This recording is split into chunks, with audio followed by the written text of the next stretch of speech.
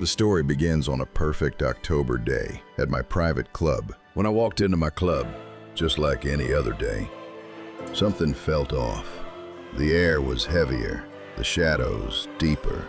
Why did that private investigator insist on meeting me here? I could feel trouble brewing long before I saw his face. This was not just a meeting. It was a trap where they brought me, just to make me confess that I was what I was. I couldn't shake the unsettling sensation that someone was watching me from behind. Just then, the private investigator, seated across from me in the quiet salon of the private club, slid a letter across the table.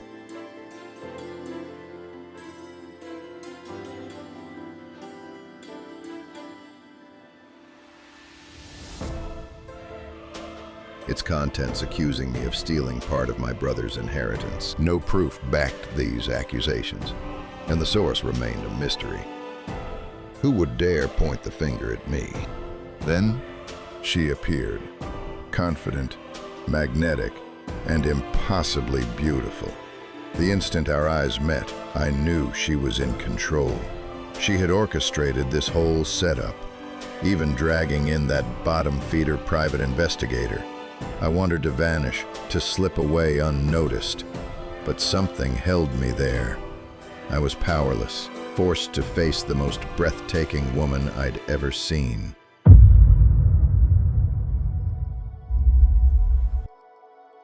When she handed me the photos, it hit me.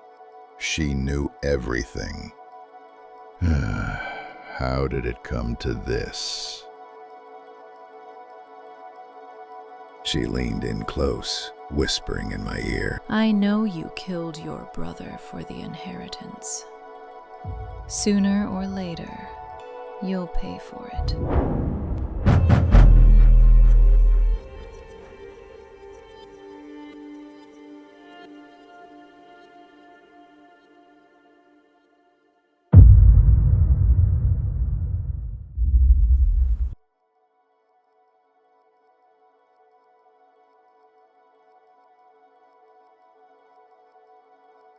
Today had already been one of those days. My mood was low and everything felt heavier than it should.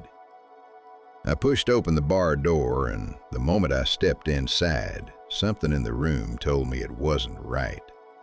A chill in the light, a silence that shouldn't be there. Call it instinct or superstition.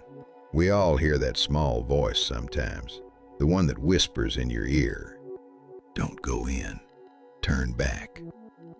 But you know me.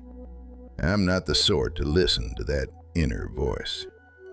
The woman clearing the table looked oddly familiar. Maybe I was just too tired. The barman asked what I wanted to drink. I muttered, "Whiskey," but my mind wasn't there.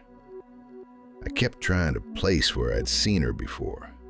The longer I watched, the more she seemed like someone I once knew. You might call me paranoid. Say she's just a woman clearing tables, nothing more. But you don't know me. The story of my life is messier than it looks. It isn't a coincidence she's here at the same time I am. The barman spoke, but his words washed over me. My mind wasn't listening. All I could think was, is she really who I think she is? I couldn't place her face, yet every small gesture felt familiar. Why is she here? What does she want from me? I wasn't being paranoid. Something about the room felt wrong. Who was that to just walk by?